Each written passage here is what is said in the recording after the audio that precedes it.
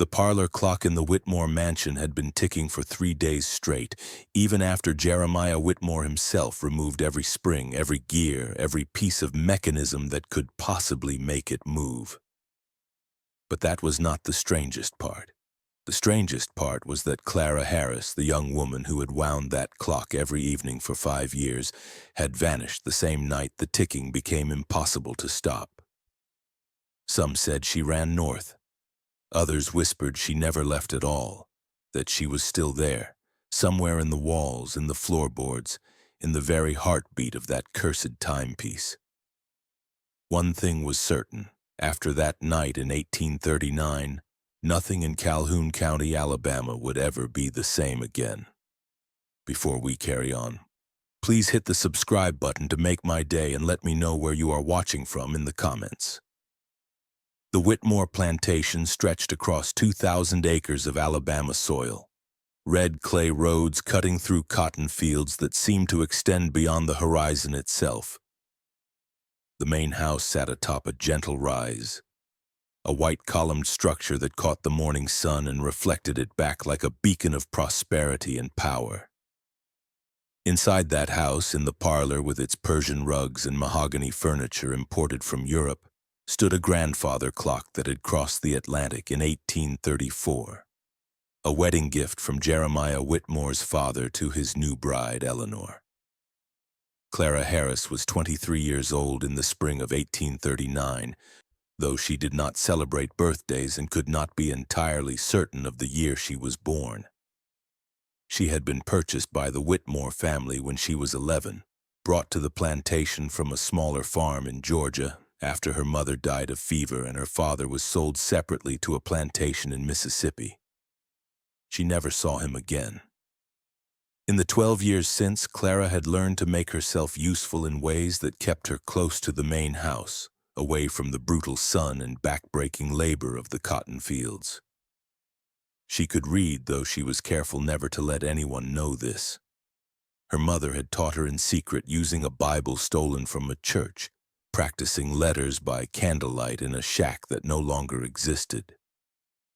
The clock became Clara's responsibility in 1834, shortly after it arrived.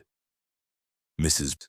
Eleanor Whitmore had noticed Clara's careful hands, the way she dusted the expensive figurines without ever breaking a single one, and decided the girl could be trusted with the daily winding ritual. Every evening at precisely 8 o'clock, Clara would enter the parlor, retrieve the brass key from its hook beside the fireplace, and wind the clock's mechanism exactly 42 turns, no more, no less. Mrs. Whitmore had been very specific about this. 42 turns kept the clock running for precisely 24 hours. Any more and the springs might break. Any fewer and the clock would stop before morning. For 5 years, Clara performed this task without fail. She wound the clock through summers so hot the air itself seemed to shimmer with heat, through winters when frost crept across the windows in crystalline patterns, through the year when yellow fever swept through the county and took 7 people from the Whitmore household, including 2 of the Whitmore's own children. The clock kept ticking through it all, marking seconds and minutes and hours with mechanical precision, indifferent to human suffering or joy. But something changed in March of 1839. Clara noticed it first on a Tuesday evening, the 15th of the month. When she inserted the key and began to turn, the resistance felt different. Usually the springs tightened gradually, requiring more force with each rotation. That night the mechanism felt loose, almost eager, as though something inside wanted to be wound, wanted to spring to life with an intensity the clock had never possessed before. Clara counted carefully as always, stopping at exactly 42 turns more. But when she withdrew the key and listened to the tick-tock rhythm, it sounded faster than usual. Not dramatically so, but enough that she noticed. She said nothing to Mrs. Whitmore about it. Enslaved people who pointed out problems often became associated with those problems in the minds of their owners. Better to stay silent and observe. The next evening, the strangeness intensified. The key turned even more easily, and the ticking grew faster still. By Thursday, the clock was running nearly twice its normal speed, the pendulum swinging in rapid arcs that should have been impossible given its weight and length. Mr. Whitmore noticed during dinner that night. He was a large man with graying hair and a permanent expression of stern calculation, the look of someone always assessing value and finding the world perpetually overpriced. He set down his fork and turned to his wife with a frown. "Eleanor, is that clock running fast? It sounds as though it is racing." Mrs. Whitmore, a thin woman who wore her wealth like armor in the form of elaborate dresses and excessive jewelry, paused in cutting her roasted pheasant. She listened for a moment, her head tilted slightly, a diamond earring catching the candlelight. "Perhaps Clara has been winding it incorrectly," she said, her voice carrying that particular tone of disappointment that Clara had learned to dread, the tone that preceded punishment. "I wind it exactly as you taught me, ma'am," Clara said quietly from her position by the sideboard where she stood ready to refill water glasses or retrieve dropped napkins. 42 turns, no more, no less." "Then perhaps the mechanism is damaged," Mr. Whitmore said with the dismissive certainty of someone accustomed to problems having simple, expensive solutions. "I will have it examined by a clockmaker." But the nearest clockmaker was in Montgomery, more than a day's journey away, and Mr. Whitmore was preparing for a trip to Mobile on business. The examination would have to wait until his return. In the meantime, the clock continued to tick, faster and faster, until by Sunday evening it sounded less like a timepiece and more like the rapid heartbeat of some frantic animal caught in a trap. Clara stood before it that night with the brass key in her hand, and for the first time in 5 years she hesitated. The clock face showed the wrong time. It was 8 o'clock by the watch Mr. Whitmore carried, but the clock insisted it was nearly midnight. 4 hours had somehow accumulated in the mechanism, 4 hours that did not exist, time that had been created from nothing by the increasingly frenzied ticking. She wound it anyway. 42 turns. The springs accepted the energy with what felt almost like gratitude, and the ticking accelerated again. Clara stepped back and watched the minute hand move. It completed a full rotation in 30 seconds. An hour passed on the clock face in the time it took her to walk from the parlor to the kitchen, a distance of perhaps 40 feet. That night, Clara could not sleep. She lay on her thin mattress in the small room off the kitchen that she shared with Mary, an older woman who worked in the laundry and listened to the ticking through the walls. It should not have been audible from this distance, not through the thick plaster and wooden beams that separated the servants' quarters from the main house, but she heard it anyway.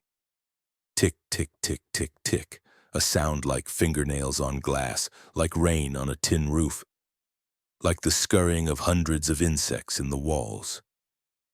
Mary snored beside her, undisturbed, but Clara lay awake until dawn, her eyes open in the darkness, tracking that impossible sound. Monday morning brought a strange quiet.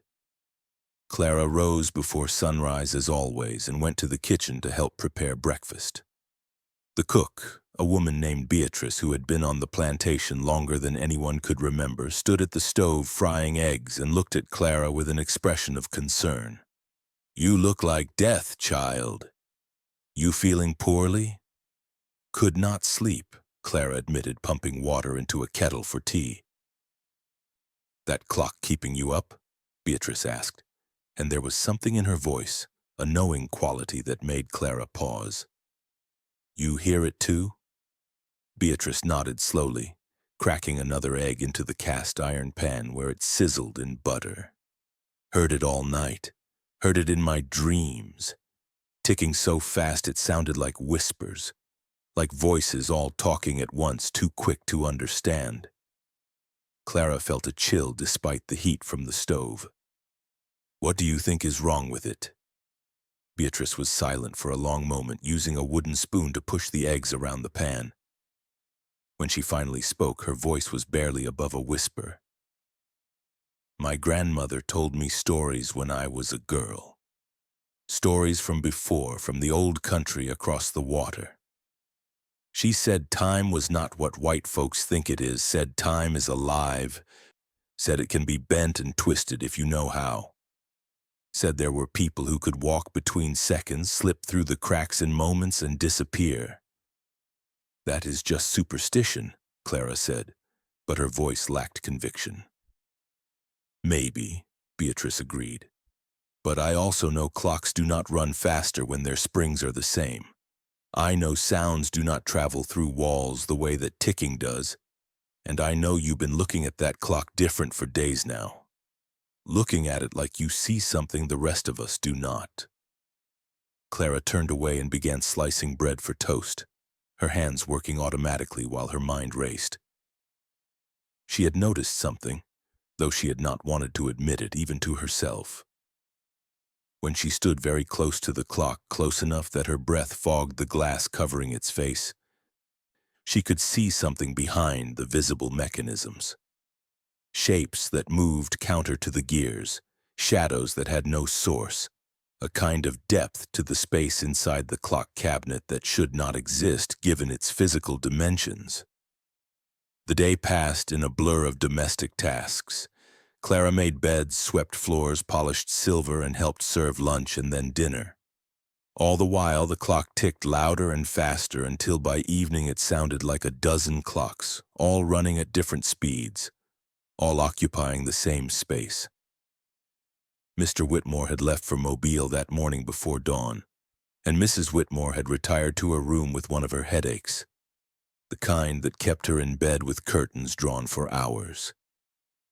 The household staff moved through their duties in near silence, everyone aware of the ticking but no one willing to discuss it openly. At 8 o'clock, Clara stood before the clock with the brass key. The face showed a time that was impossible. According to the clock, it was 3 in the morning of the following day. 7 hours had somehow accumulated since she had wound it the previous evening. 7 hours that existed only in the dimension contained within the wooden cabinet and brass mechanism. She reached for the keyhole, hesitated, then completed the motion. 42 turns. The springs seemed to hum as she wound them, vibrating with an energy that traveled up her arm and into her chest. When she finished and stepped back, the ticking stopped. Complete silence filled the parlor. Clara held her breath, waiting for the mechanism to resume its rhythm, but the clock remained frozen. The second hand had stopped precisely at the 12. The minute hand pointed to the 6. The hour hand sat between the 3 and 4, 3:30 in a morning that had not yet arrived. She waited for 5 minutes, then 10. Nothing. The clock was dead, stopped as completely as if it had never run at all. Relief washed over her, followed immediately by dread. Mrs. Whitmore would blame her. There would be punishment, perhaps severe punishment, for breaking such an expensive and treasured possession. Clara considered her options. She could run. She had thought about it before in moments of desperation or fear, but running meant dogs and patrols and bounty hunters. Running meant risking death or worse. Most people who ran were caught. Those who were not caught disappeared into stories, became legends, names whispered as both inspiration and warning.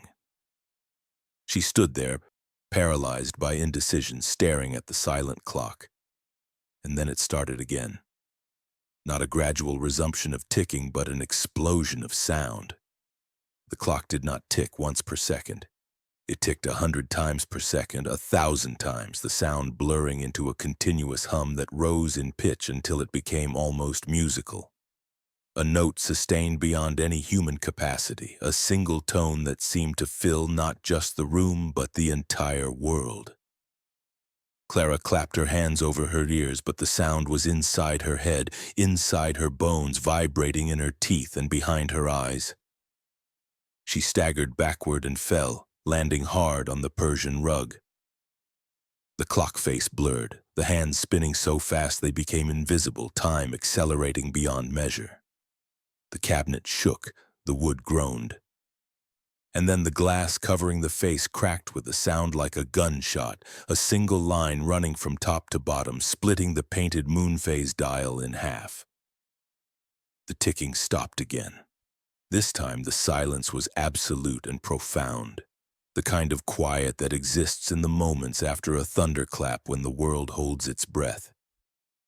Clara lay on the floor, her heart pounding, her ears ringing. Slowly she lowered her hands and looked at the clock.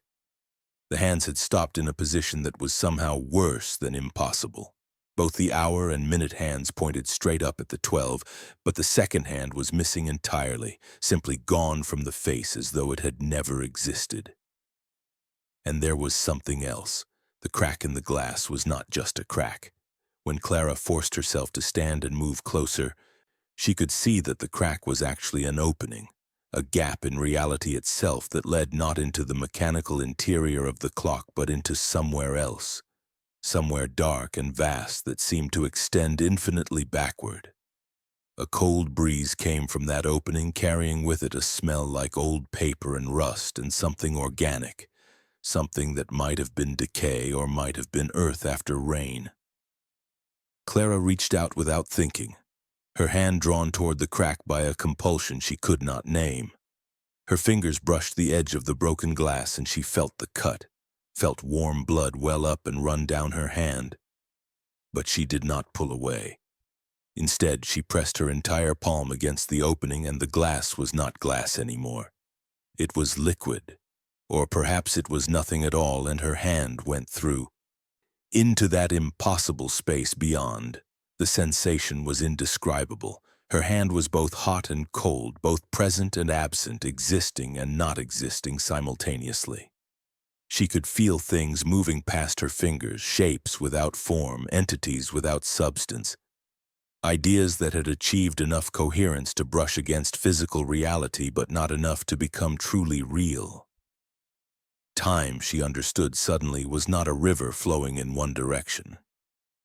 Time was an ocean with currents and depths and creatures that lived in places human minds could not comprehend. The clock had somehow opened a doorway into that ocean, and her hand was reaching into it, touching things that should not be touched. She pulled back with a gasp. Her hand was unmarked. The cut from the glass had vanished, and her palm showed no sign of having been anywhere at all. But she felt different, changed, as though something from that space had adhered to her, or perhaps as though something of herself had been left behind, exchanged for something else. Footsteps on the stairs made her spin around. Mary appeared in the doorway, her face creased with sleep and concern. "Clara? I heard a noise like breaking. What happened?" Clara looked at the clock, then back at Mary. What could she say that would make sense? "The clock," she began, then stopped. "How did you explain that time itself had fractured?" The glass cracked. Mary came closer, squinting at the clock face in the dim light from the single lamp Clara had lit. "Lord have mercy, Mrs. Whitmore is going to be furious. Maybe we can say it was already cracked, that we just now noticed?" But Clara was not listening. She was staring at the clock because something was moving behind the broken glass. Not the gears, which remained frozen and still.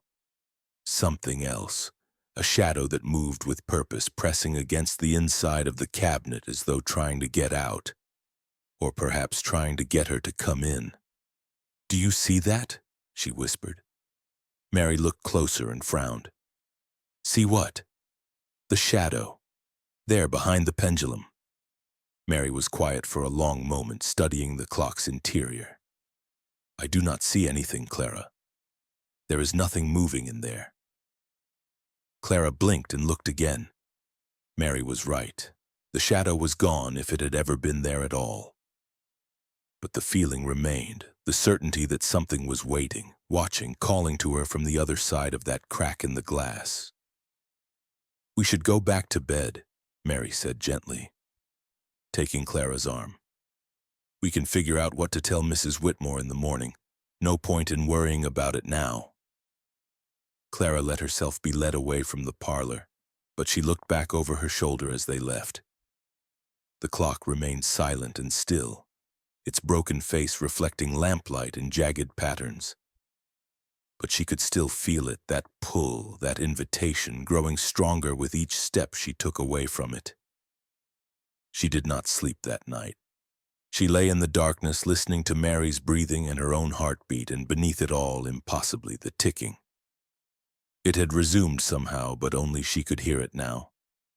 Tick, tick, tick, tick, tick, faster and faster, counting down towards something she could not name. Tuesday morning arrived with heavy clouds and the promise of rain.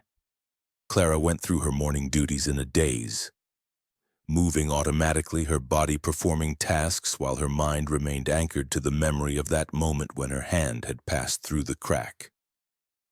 Mrs. Whitmore emerged from her room shortly before noon and immediately noticed the damaged clock. Her reaction was surprisingly muted, perhaps dulled by lingering headache, or perhaps simply because her husband was away and the full weight of his displeasure was temporarily absent. "How did this happen?" she asked Clara, standing before the clock with her arms crossed. "I do not know, ma'am. I wound it last night as always, and then the glass cracked." Mrs. Whitmore reached out and ran one finger along the crack, tracing its path from top to bottom. She did not push her hand through as Clara had done, did not seem to sense the opening beyond. "The mechanism appears to have stopped as well. This is most unfortunate. Mr. Whitmore will be very displeased when he returns. You will have to explain to him what happened." "Yes, ma'am," Clara said quietly, though she knew no explanation she could offer would satisfy him. Mrs. Whitmore studied her for a long moment, her expression unreadable. "You have been winding this clock for 5 years without incident. You have always been careful with the household belongings. I do not understand how this could have happened." "Neither do I, ma'am." "Very well. Continue with your duties. We will address this matter when Mr. Whitmore returns from Mobile." She paused, then added, "Do not wind the clock again until it has been repaired. Leave it as it is." Clara nodded and stepped back, grateful for the dismissal. But as she turned to leave the parlor, she heard Mrs. Whitmore say one more thing, so quietly she almost missed it. "Do you hear that?" Clara froze. "Hear what, ma'am?" "A ticking, very faint, as though the clock is still running somewhere even though it has stopped." So Mrs. Whitmore could hear it too. Clara felt both relief and terror at this confirmation. "Yes, ma'am, I hear it." "Curious," Mrs. Whitmore murmured, still staring at the clock. "Most curious indeed." The day dragged on with agonizing slowness, though the ticking in Clara's head accelerated to match the increasing tension she felt. Storm clouds gathered throughout the afternoon, turning the sky the color of old bruises. By evening, thunder rumbled in the distance and the first drops of rain began to fall, tapping against windows with a rhythm that nearly matched the phantom ticking. At 8 o'clock, Clara stood in the kitchen helping Beatrice clean up after dinner. She did not go to the parlor. She had been forbidden from winding the clock, and Mrs. Whitmore had retired early with another headache, leaving instructions that she not be disturbed. The house felt strangely empty despite being full of people, as though everyone was holding their breath, waiting for something to happen. "You should eat something," Beatrice said, noticing that Clara had barely touched her own meal. "You are going to waste away." "I am not hungry." "That clock still bothering you?" Clara nodded, scrubbing a pot with more force than necessary. Outside, lightning flashed, turning the kitchen windows briefly white. Thunder followed seconds later, closer now. Beatrice dried her hands on her apron and walked to where Clara stood at the basin. She placed one hand on Clara's shoulder and spoke in a voice too low for anyone else to hear, even though they were alone. My grandmother told me something else. She said when time starts to break, when the walls between moments grow thin, people can fall through. She said there were stories, old stories from Africa about people who disappeared. Not people who ran away or died, but people who simply stopped being here and started being somewhere else. Someone else. That is impossible, Clara said, but her voice trembled. Is it? You touched that clock, Clara. I can see it on you. Something changed when you put your hand through that crack. You are standing here with me, but part of you is somewhere else now.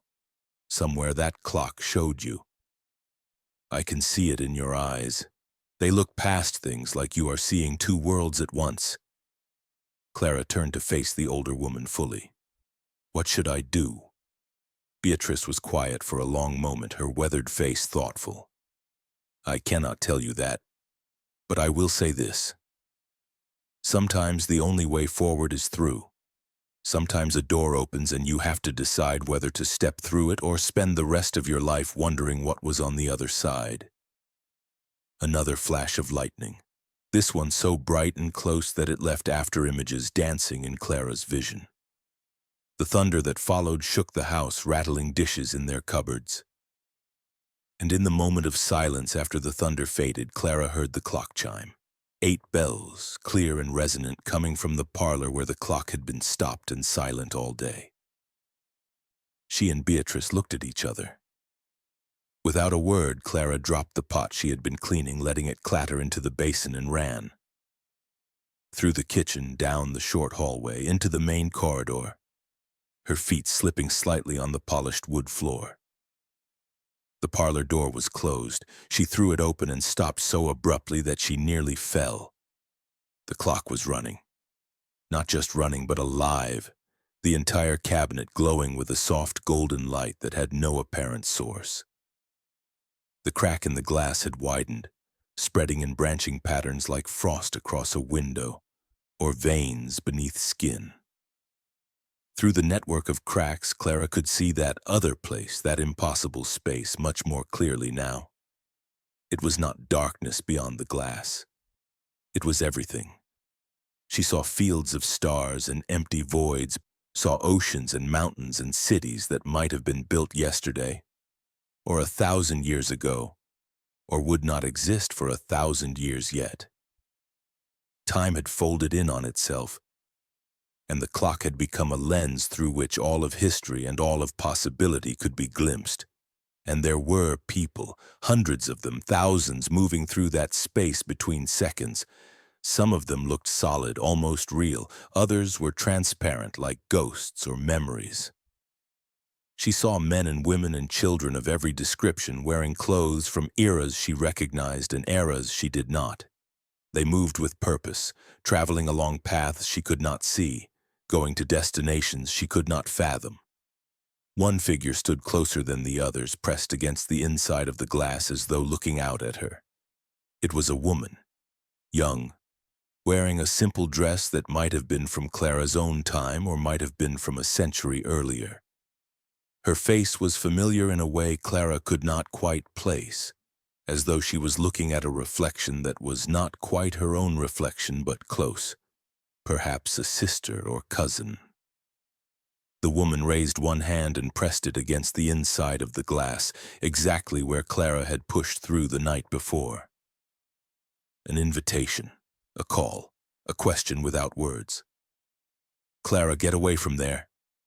Clara turned to find Beatrice standing in the doorway, but the old woman's expression was not one of fear or concern. It was resignation mixed with something that might have been hope. "You see her too?" Clara asked. "I see many things," Beatrice said softly. "I see roads not taken and futures not chosen. I see a girl who has spent her whole life trapped in a doorway that might lead somewhere better or might lead nowhere at all. I see the choice you have to make. What if I do not make it? What if I stay? Then you stay. You wind the clock 42 times when Mr. Whitmore returns with a new glass to replace the broken one. You serve dinner and make beds and grow old in this house if they let you live that long. That is also a choice. Clara looked back at the clock. The woman inside was still there, hand pressed against the glass, waiting. Lightning flashed again, and in that moment of brilliance, Clara saw something else. She saw herself reflected in every crack of the glass, saw 1,000 versions of Clara Harris making 1,000 different choices, living 1,000 different lives. Some of those Claras stayed. Some ran north through conventional means, following stars and rivers and the hope of freedom. And some, a precious few, stepped through cracks in time itself and disappeared into places where the rules that governed 1839 Alabama no longer applied. Which Clara would she be? Thunder crashed so loudly the house shook. In the kitchen, dishes fell from shelves and shattered. Somewhere upstairs, Mrs. Whitmore called out in alarm. Rain hammered against the windows in sudden torrential waves, and the clock began to chime again. Not 8 bells this time, but endless ringing, on and on, tolling for moments that had not yet arrived and might never arrive. Clara walked toward the clock. Each step felt like moving through water, as though the air itself had thickened, become substance and resistance. The golden light grew brighter as she approached, warm on her skin.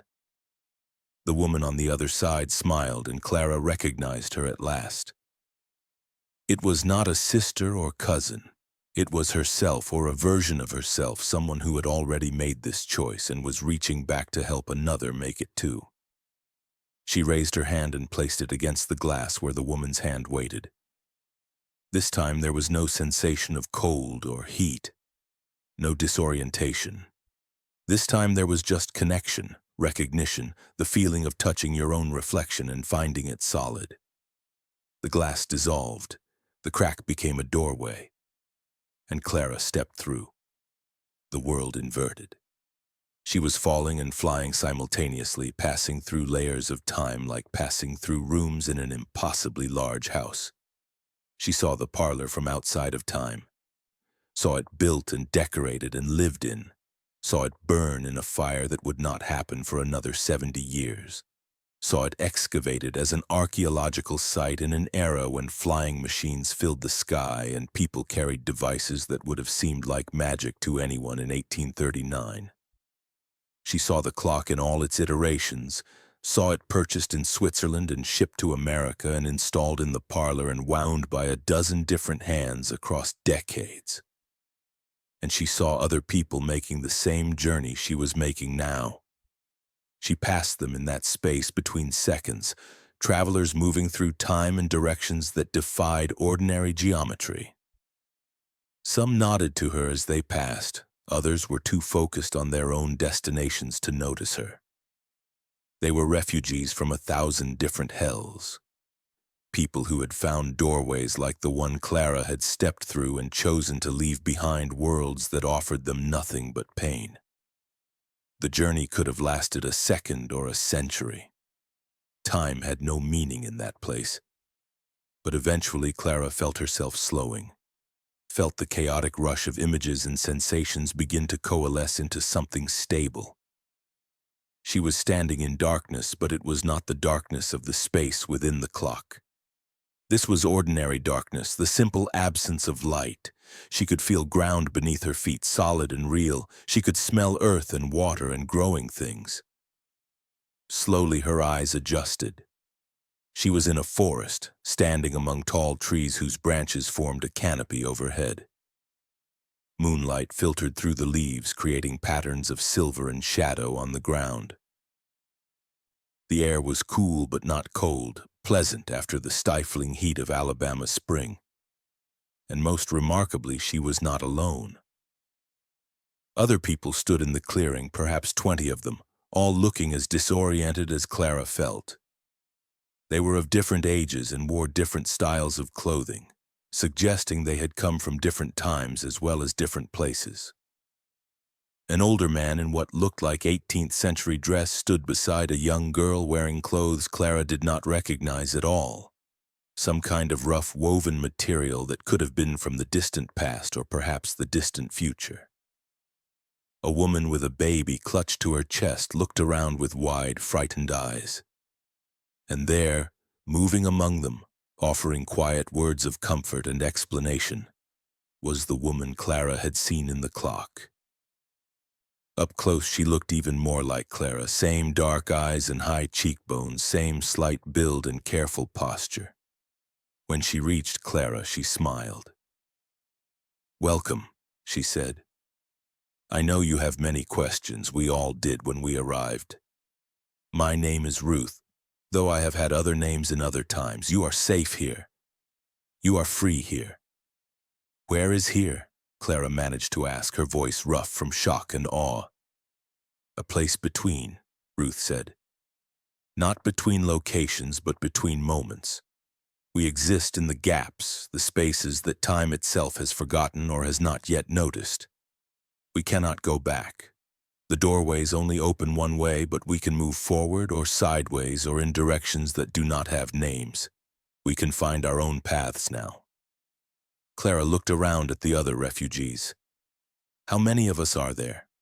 "Thousands, tens of thousands, maybe more. People have been finding doorways for as long as time has existed. Some doorways are clocks like the one you came through. Some are mirrors or windows or simple cracks in old walls. Anywhere that time has worn thin, where the barrier between moments has grown fragile, a doorway can open for someone desperate enough or brave enough to use it. What happened to me? In Alabama, in the house I left. Did I just disappear?" Ruth nodded. "You vanished. They will look for you. They will search the plantation and the surrounding area. Some will assume you ran north. Others will have darker theories, but they will not find you because you are not there to be found. You are here in a moment that exists parallel to their moment but separate from it." Clara felt tears on her face and was surprised to find them there. She was not sure if they were tears of grief for the world she had left behind or tears of relief at having escaped it. Perhaps both. Perhaps something more complex than either. "What do I do now?" she asked. "Whatever you choose," Ruth said simply. "That is the point. That is the gift and the burden of this place. You are free to decide your own path, but you must actually decide. No one will tell you where to go or what to do. You are the author of your own story now." Clara wiped her eyes and took a deep breath. She looked up through the trees at the moon, which seemed brighter and larger than any moon she had seen in Alabama. This was a different sky, a different world, a different possibility. And she was standing in it, no longer enslaved, no longer trapped, no longer bound by the chains of that time and place. She had spent 23 years learning to be silent, to be invisible, to make herself small and unobtrusive so she might avoid punishment and pain. Now she had to learn the opposite. She had to learn how to be large, how to take up space, how to make choices and live with their consequences. It would not be easy. Nothing about this would be easy. But it would be hers. "I would like to stay here," she said to Ruth. "At least for a while, until I understand this place better." Ruth nodded and took her hand. "Then you will stay. Come. There is much to show you, and we have all the time in the world. Literally." She led Clara through the forest, past the other refugees who were being welcomed and oriented by others who had arrived earlier. They walked for what felt like an hour, but might have been mere minutes. Time was still strange here, still flexible. Eventually, they emerged into a larger clearing where simple structures had been built, shelters made from wood and stone and what looked like solidified light. People moved among the buildings, engaged in tasks Clara could not quite identify. Some seemed to be teaching, others learning, still others simply sitting and talking or thinking. "This is one of many settlements," Ruth explained. "We call it Haven, though it has had other names. People stay here as long as they need to, learning how to navigate this space between moments. Then they move on, forward into futures they choose for themselves. You said forward. Can we not go back, not even to visit? Ruth shook her head. The doorways only open one way. This is not a place for tourism or temporary escape. When you step through, you leave your old life completely. That is the price of freedom. You lose everything you knew, everyone you knew, in exchange for the possibility of building something new. Clara thought of Beatrice and Mary, of the few kindnesses she had known in a largely cruel world. She would never see them again. That loss was real and sharp, but it was also somehow bearable, because it was a loss she had chosen. She had made the decision to step through the clock, and that decision, that act of agency, made all the difference. Over the days that followed, or what passed for days in that strange twilight realm, Clara began to understand the true nature of the place she had come to. It was not simply a refuge, though it served that purpose. It was a kind of crossroads, a hub from which infinite possibilities branched. Time here did not flow in a straight line. It pooled and eddied, created backwaters and rapids, formed shapes that would have been impossible in the rigidly sequential world Clara had left behind. She met others like herself, people who had escaped from various hells across history. There were enslaved people from many eras and places, some from Africa before the transatlantic trade had begun, others from ancient Rome, still others from futures that had not yet occurred in 1839 but would occur eventually. Timelines where new forms of bondage had been invented. There were refugees from wars and pogroms and genocides, people who had found doorways in burning buildings or death camps or battlefields and chosen to step through rather than accept the fates their timelines had assigned them. And there were others who had left for different reasons, people who had been born in the wrong time and found doorways that led to times more suited to their natures. Artists who had been stifled by restrictive societies. Thinkers whose ideas were too radical for their eras. People whose very existence violated the rules of the times they had been born into. People who loved wrongly or believed wrongly or simply were wrongly according to the arbitrary judgments of their contemporaries. They were all here, gathered in these spaces between moments, building new lives according to new rules. Or according to no rules at all, which was perhaps the most radical thing about this place. There were no masters here. No overseers or owners or authorities who claimed the right to control others. There were teachers and guides, people like Ruth who had been here longer and understood the landscape better, but their knowledge was freely offered and freely accepted or rejected. Each person made their own choices, found their own path. Clara spent what she thought of as weeks learning to navigate this new existence. Ruth taught her how to perceive the currents of time, how to sense the doorways that opened and closed constantly throughout the in-between spaces. She learned that some doorways led forward into potential futures, others sideways into alternate timelines. Branches of history that had split off from the main trunk and developed differently.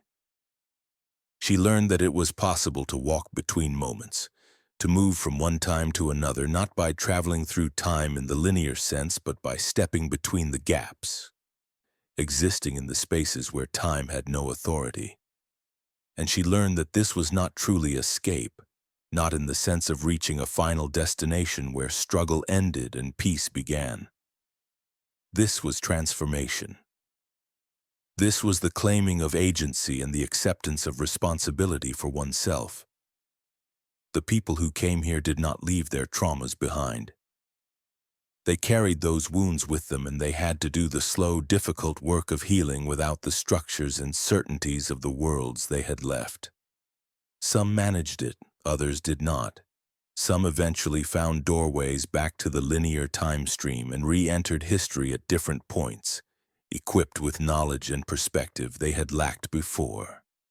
Others chose to remain in the in-between, building communities and lives that existed outside of conventional time entirely. Clara was still deciding which path she would take when Ruth came to her one evening, or what passed for evening in the perpetual twilight of Haven with an unusual request. "There is someone you should meet," Ruth said. "Someone who has been asking about you." "Asking about me, but I just arrived. Who could possibly know I am here?" Ruth smiled mysteriously. "Time is not as rigid as you still think it is. Come." She led Clara to one of the structures at the edge of the settlement, a building that looked older and more substantial than the others, built from dark wood and fitted together with obvious care and skill. They entered through a doorway hung with what might have been curtains or might have been something else, some kind of barrier that existed in more dimensions than Clara's eyes could properly perceive. Inside, the space was larger than the exterior suggested, a common feature of architecture in this place. Lamps that burned without fuel or consumed time itself as fuel, Clara was never sure which, cast a warm light over shelves filled with books and scrolls and objects Clara did not recognize. An old woman sat in a chair by the far wall, so old her skin had become translucent, showing the network of veins beneath. But her eyes were bright and alert, and when she saw Clara, she smiled with such warmth and recognition that Clara felt tears spring to her eyes without understanding why. "There you are," the woman said, her voice surprisingly strong. "I have been waiting for you." "I do not understand," Clara said. "Do I know you?" "Not yet," the woman said. "But you will. Or perhaps you did, depending on how you choose to measure these things. Sit, child. Let me look at you." Clara sat in a chair across from the old woman, who studied her face with an intensity that was almost uncomfortable. Finally, the woman reached out and took Clara's hand in her own, which was dry and cool and somehow comforting. "You are young," the woman said. "So young, standing at the beginning of such a long journey. I wish I could tell you it will be easy, but I cannot lie to you. It will be hard. There will be moments when you question every choice you have made, when you wonder if stepping through that clock was the greatest mistake of your life. But there will also be joy, Clara. More joy than you can imagine right now. There will be love and friendship and purpose. There will be a life that is truly yours." "Who are you?" Clara whispered, though some part of her was beginning to understand. The old woman smiled again. "I am possibility. I am one future among many that might be yours if you make certain choices. Ruth brought you here so you could see what you might become, given time and courage and perseverance. I am Clara Harris, 9 decades older than you, having lived a life that diverged from yours at the moment you stepped through the clock, but that remains connected to yours nonetheless." Clara stared at her older self in shock and wonder. "How is this possible?" "Everything is possible here," the old woman said. "That is both the blessing and the curse of this place. I came back to this moment, to this earlier point in the timeline, because I wanted to tell you something. Something I wish someone had told me when I was where you are now." "What is that?" "That it is acceptable to grieve. You have lost so much, even though you gained your freedom. You have lost a world, a time, people you cared about. That loss is real. Do not let anyone tell you that you should only feel gratitude for your escape. You can feel both. You can hold sorrow and joy in the same heart, and you should take time to mourn before you rush forward into whatever future you choose." Clara felt something break open inside her, some dam she had built without realizing it.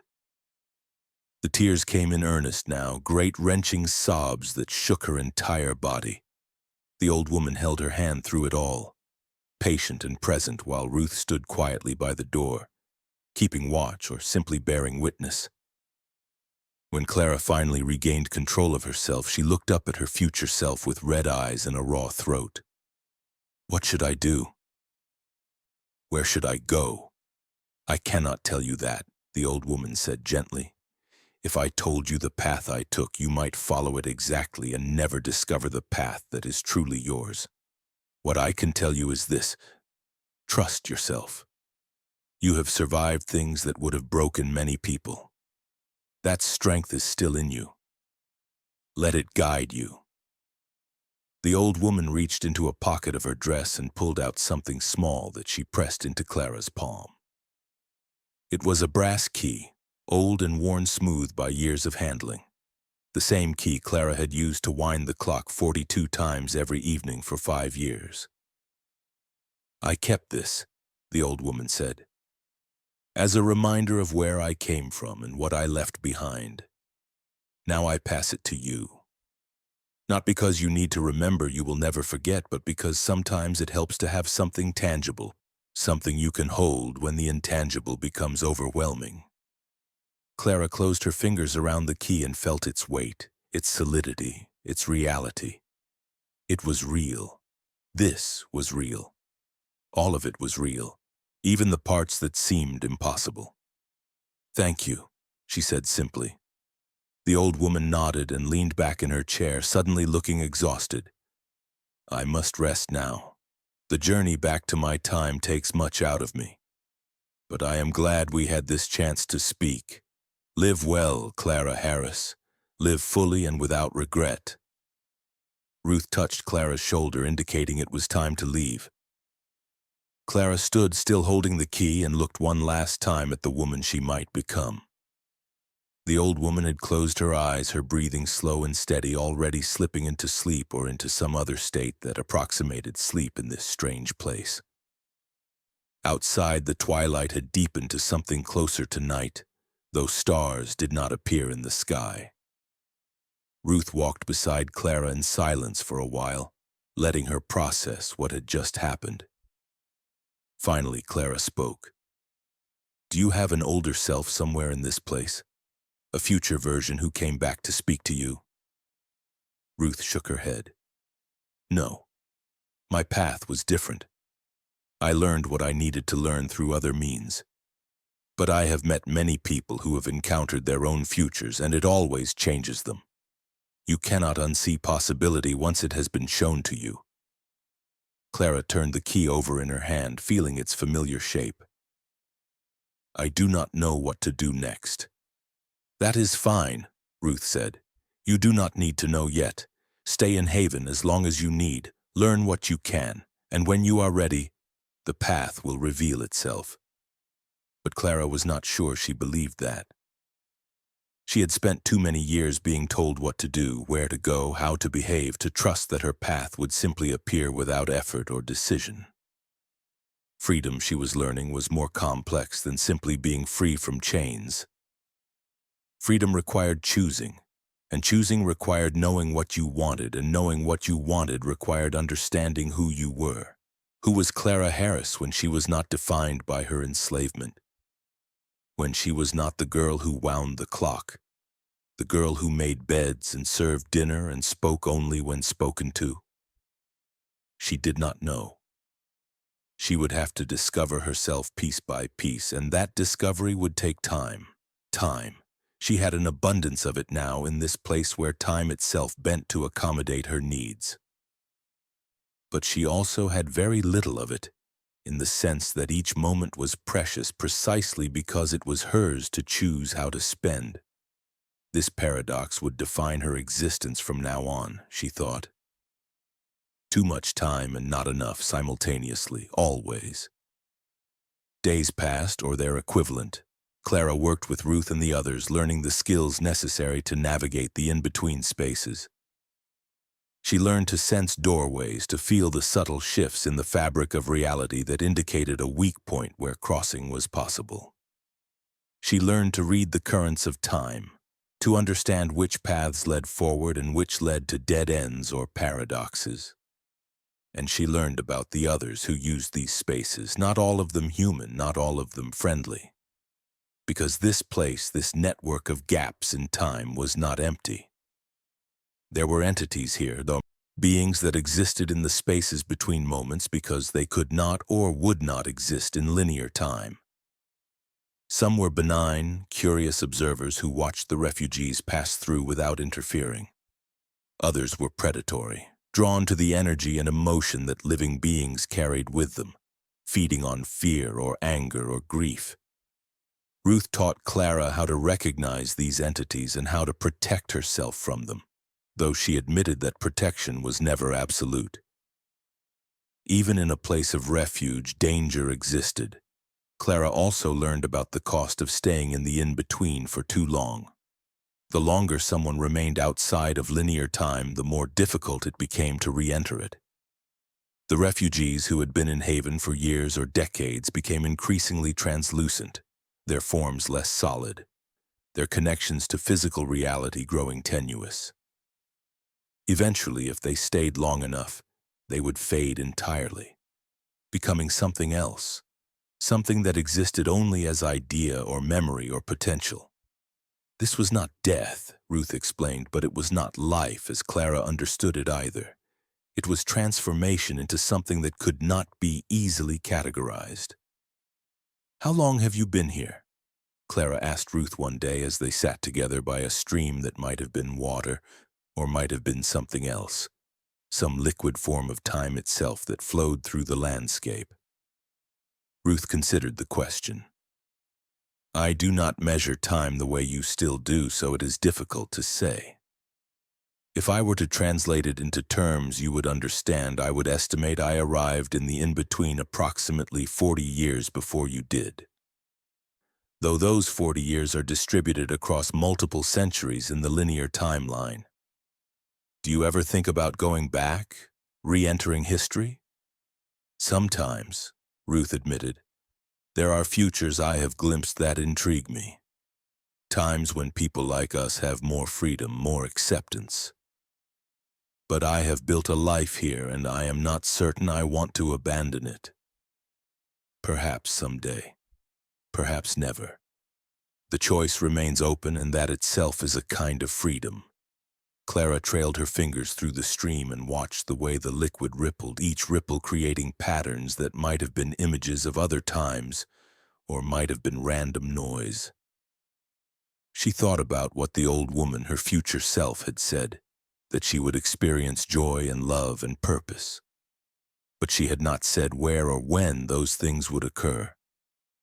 They could happen here in the in-between, or they could happen if Clara chose to re-enter the linear timeline at some point in the future. The choice was hers to make. As the days continued to accumulate, Clara began to explore beyond Haven, venturing into the wider network of in-between spaces with Ruth as her guide. They visited other settlements, each with its own character and population. There were places dedicated to learning, where refugees from all eras shared knowledge and skills. There were places focused on healing, where people worked through their traumas with help from others who understood. There were even places dedicated to preparing people to re-enter linear time, teaching them how to navigate futures they had not lived through, providing them with identities and resources to build new lives. In one of these settlements, a place called Threshold, Clara met a man who changed her understanding of what was possible. His name was Isaac, and he had been born enslaved in Virginia in 1796. He had found a doorway in 1820 and had spent decades in the in-between learning, healing, building himself into someone new. Now he was preparing to leave, to re-enter linear time in a future that Ruth told Clara was more than 100 years past Isaac's original era. "Why so far forward?" Clara asked him as they sat together in Threshold's common area, a space filled with maps and charts showing various timelines and the connections between them. Isaac smiled, his face showing the marks of age but also the vitality of purpose. "Because I have seen that future, and it is a time when I can contribute meaningfully. The civil rights movement of the 1960s needs people who understand the long history of resistance, who can bring wisdom from previous generations to inform current struggles. I can be useful there in ways I could not be useful in my own time or in yours. But you will not have lived through all the years between your time and that future. Will you not be confused? Lost? Certainly, Isaac agreed. For a while, but Threshold provides preparation. I have spent years learning the history I missed, studying the cultural changes, understanding the technology and social structures I will encounter. It will still be difficult, but less difficult than going in blind. Clara was fascinated by this idea. She had assumed that if she ever re-entered linear time, it would be in a period relatively close to her own era. But Isaac was leaping more than a century forward, into a world that would be as alien to him as this in-between space had been to Clara when she first arrived. "Are you not frightened?" she asked. "Terrified," Isaac said honestly. "But I am also excited. I have been given a gift that few people receive. The gift of choosing not just where I will live, but when I will live. I intend to use that gift wisely to place myself in a time and place where I can do the most good." His words stayed with Clara long after their conversation ended. The idea that she could not just escape her time but actively choose a better time, a time when the circumstances of her birth would not automatically condemn her to suffering and servitude, was intoxicating. What would she choose if given that opportunity? Where and when would Clara Harris be most herself, most free, most able to live the life she wanted? She did not know yet, but she was beginning to understand that figuring it out was not just acceptable but necessary. The in-between was a refuge, but it was not meant to be a permanent home for most who passed through it. It was a chrysalis, a place of transformation where people could heal and learn and become whoever they needed to be before emerging into their chosen futures. As Clara continued her education in the in-between, she also began to teach. Other refugees arrived regularly, stepping through various doorways scattered across history, and they needed guidance and support. Clara found that she had a gift for helping people adjust to this strange new reality. Perhaps because her own adjustment was still fresh enough that she remembered the disorientation and fear. She could speak to newcomers in ways that made sense to them, could answer their questions with patience and understanding. In helping others, she also helped herself. Each person's story added to her understanding of the vast scope of human suffering and human resilience across time. She met people from eras she had never heard of and places she could barely imagine. She learned that enslavement took many forms, that oppression was endlessly creative, but also that resistance was equally creative, equally persistent. People always found ways to survive, to maintain their humanity, to hope for something better even in the darkest circumstances, and gradually, very gradually, Clara began to develop a sense of who she was beyond her past. She was not just a formerly enslaved woman from Alabama. She was a teacher. She was a learner. She was a person with preferences and opinions and dreams. She liked music and had a pleasant singing voice that she had rarely been allowed to use in the Whitmore household. She was good with her hands and enjoyed making things, simple crafts that served no purpose beyond being beautiful. She had a sense of humor that emerged when she felt safe enough to let it show. She was, she discovered with some surprise, capable of joy. One evening, or what passed for evening, Clara sat alone at the edge of Haven looking out into the swirling non-space that surrounded the settlement. She held the brass key in her hand, as she often did when she needed to think, feeling its solid weight anchor her to reality.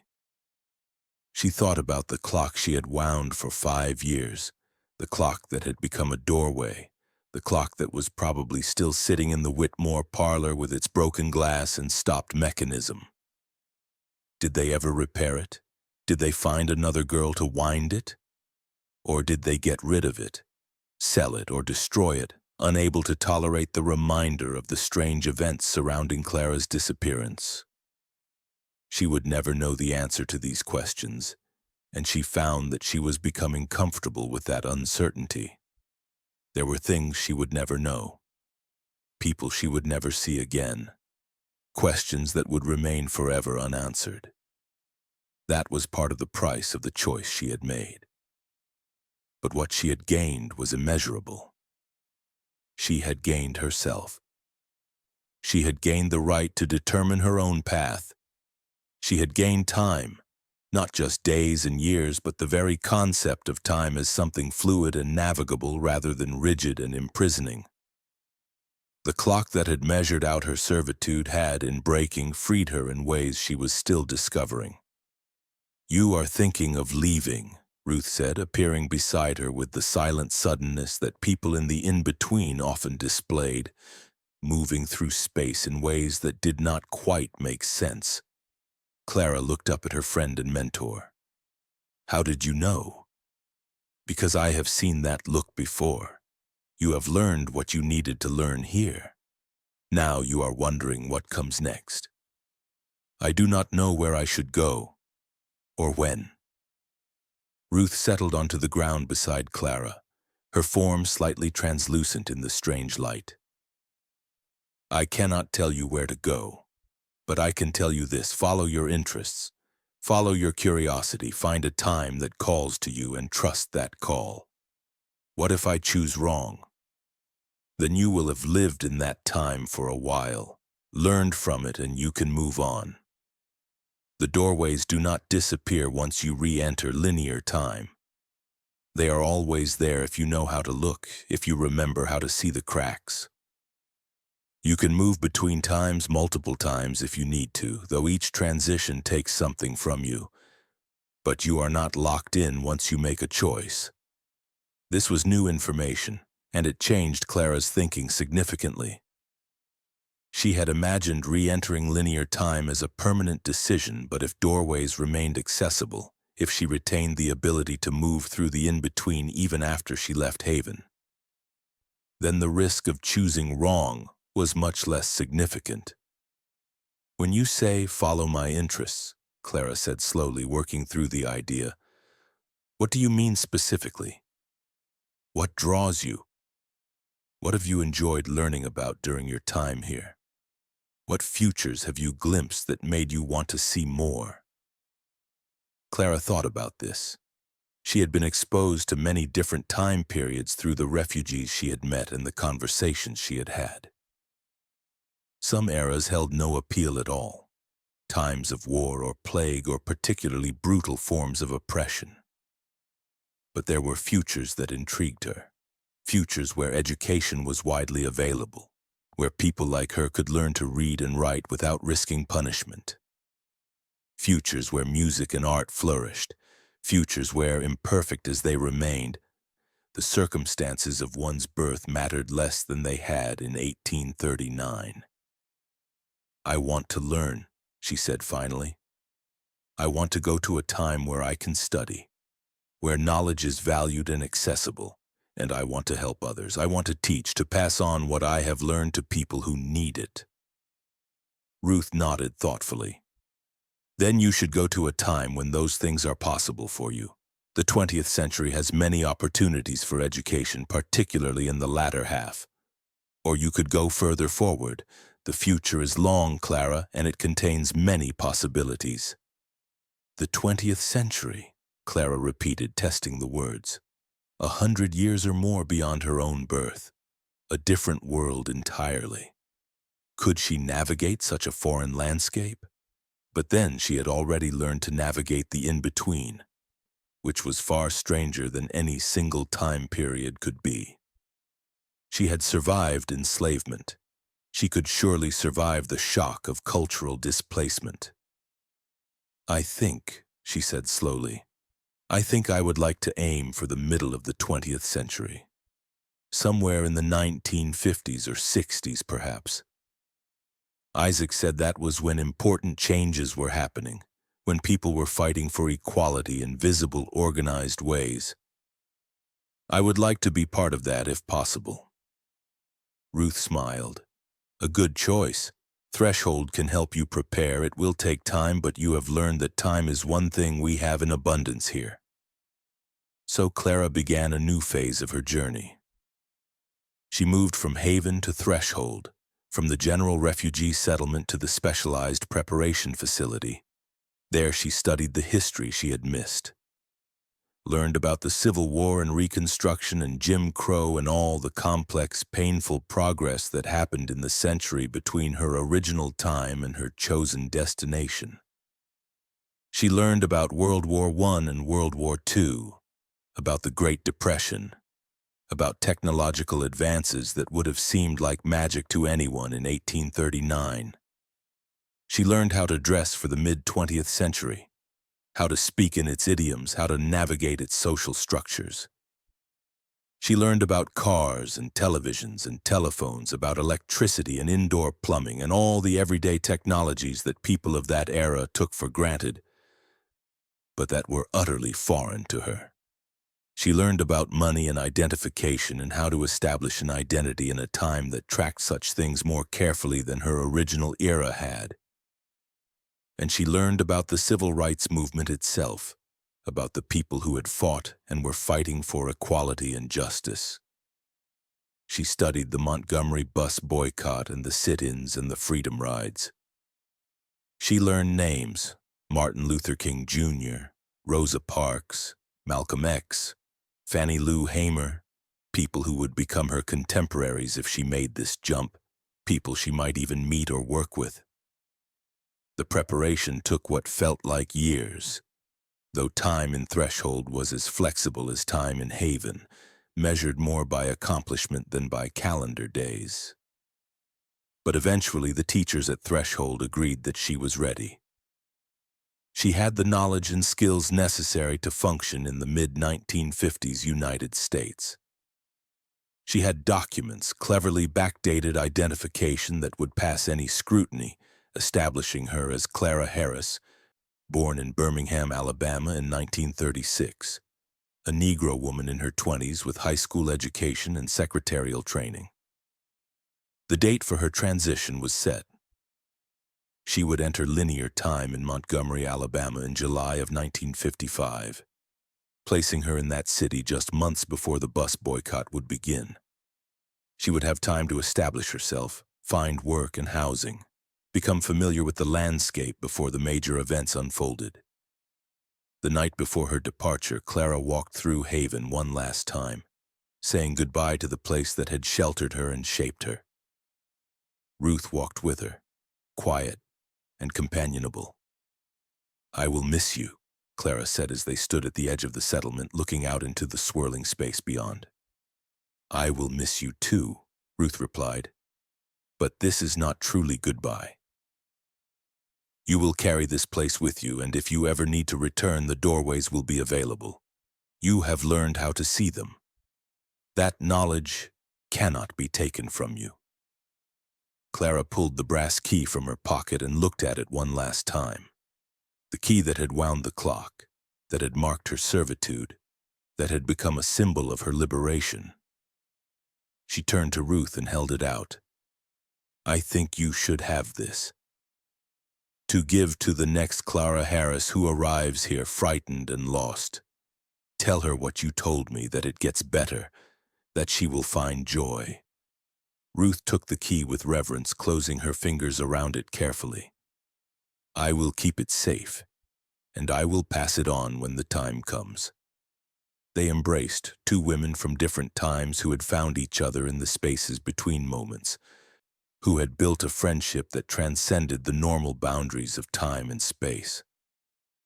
Then Clara turned and walked toward the transition point, the carefully prepared doorway that would take her from the in-between into linear time, from 1839 to 1955, from enslavement to a future she would claim for herself. The doorway shimmered before her, showing glimpses of a street corner in Montgomery, July sunshine and cars and people dressed in the styles of the mid-50s. Clara took a deep breath, steadied herself, and stepped through. The transition was jarring but brief. One moment she was in the timeless twilight of the in-between, the next, She was standing on a sidewalk in blazing Alabama heat, surrounded by sounds and smells and sights that were overwhelming in their intensity. Cars roared past, their engines loud and somehow aggressive. People walked by without looking at her, everyone moving with purpose and speed. Buildings rose around her, taller than anything in her original time, their windows reflecting the harsh sun. Clara felt a moment of panic, a desperate urge to step back through the doorway and return to the safety of the in-between.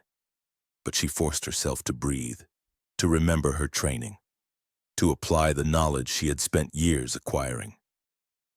She was prepared for this. She knew how to navigate this world.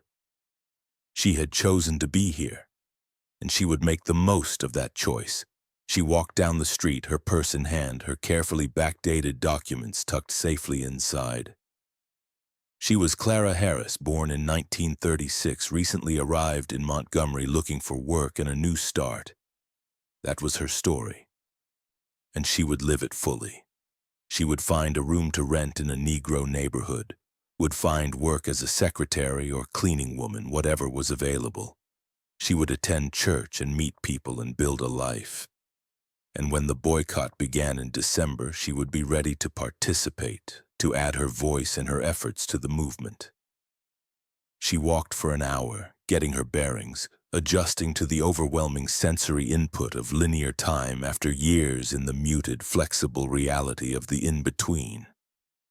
Gradually, the panic subsided, replaced by excitement and determination. She was here. She was free. She was Clara Harris, and her story was just beginning. In the decades that followed, Clara did indeed build a life in the 20th century. She participated in the civil rights movement, marching and organizing and teaching literacy classes. She witnessed the passage of the Civil Rights Act and the Voting Rights Act. She saw the assassinations of Martin Luther King Jr. and Malcolm X.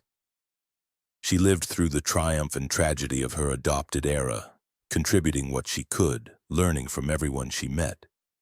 And sometimes, when she was alone late at night, she would look for the cracks in reality, the places where time grew thin, and she would remember the parlor clock and the brass key and the moment when she chose freedom over familiarity, possibility over certainty. She never returned to the in-between permanently, but she visited occasionally, checking in with Ruth and the others, maintaining her connection to that refuge that had saved her. She lived to be 79 years old by the calendar of the timeline she inhabited, dying peacefully in her sleep in 2010, surrounded by friends and the chosen family she had built.